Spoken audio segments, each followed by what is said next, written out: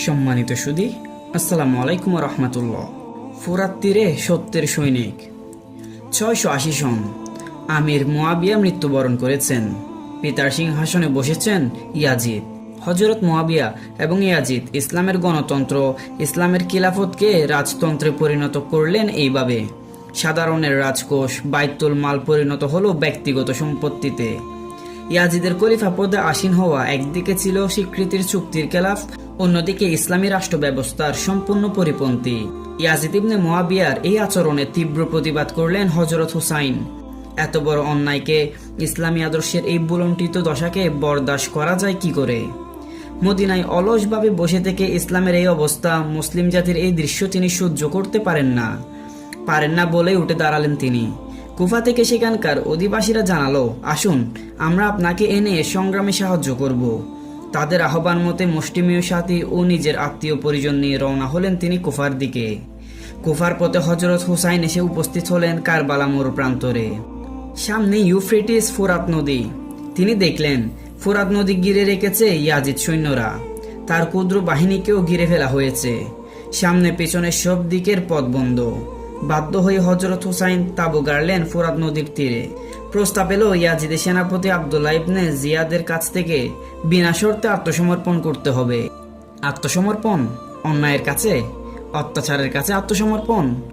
একজন জিন্দাদিল মুসলমান, একজন জিন্দাদিল মুজাহিদের পক্ষে এমন আত্মসমর্পণ কি জীবন থাকতে সম্ভব নয়। নবী সাল্লাল্লাহু আলাইহি সাল্লামের দহিত্র হযরত হুসাইনের পক্ষেও তা সম্ভব হলো না। হযরত হুসাইনকে আত্মসমর্পণে বাধ্য করার জন্য সে ক্ষুদ্র দলের উপর চলল নিপীড়ন।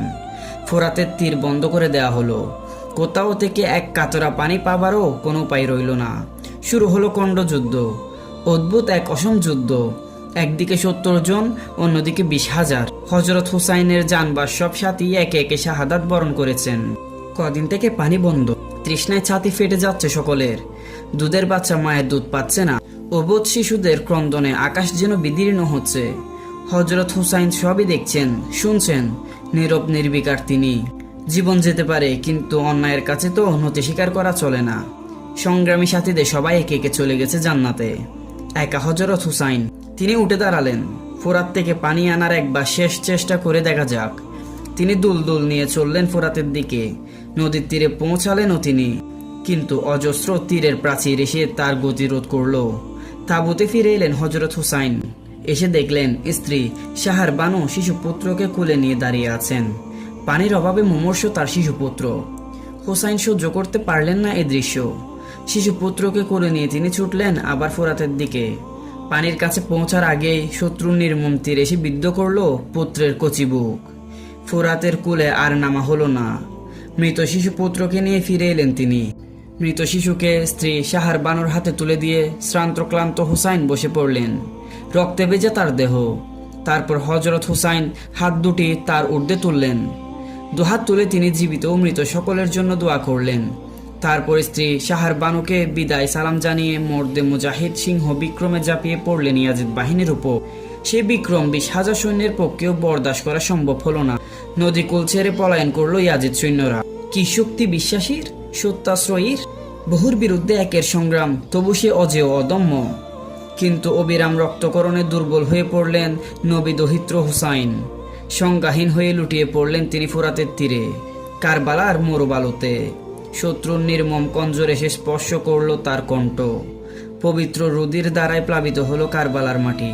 হযরত হুসাইন প্রাণ দিলেন, কিন্তু সত্যের উন্নত শিরকে আকাশ স্পর্শী করে গেলেন। সত্যের সে উন্নত শির আনত হয়নি কখনো, এখনো নয়, হবেও না কোনোদিন। শহীদের এই লহুতে স্নান করে পতনের পঙ্ক থেকে বারবার গড়ে উঠেছে জাতি, দেশ, স্বাধীনতা এবং সত্যের শক্তিসৌধ। প্রিয় দর্শক, আজকের ভিডিও এখানে শেষ করছি। ইনশাআল্লাহ তাআলা দেখা হবে পরবর্তী কোনো এক ভিডিওতে। ততক্ষণ পর্যন্ত ভালো থাকুন, সুস্থ থাকুন, MM ফাউন্ডেশনের সাথে থাকুন। ধন্যবাদ। আসসালামু আলাইকুম ওয়া রাহমাতুল্লাহ।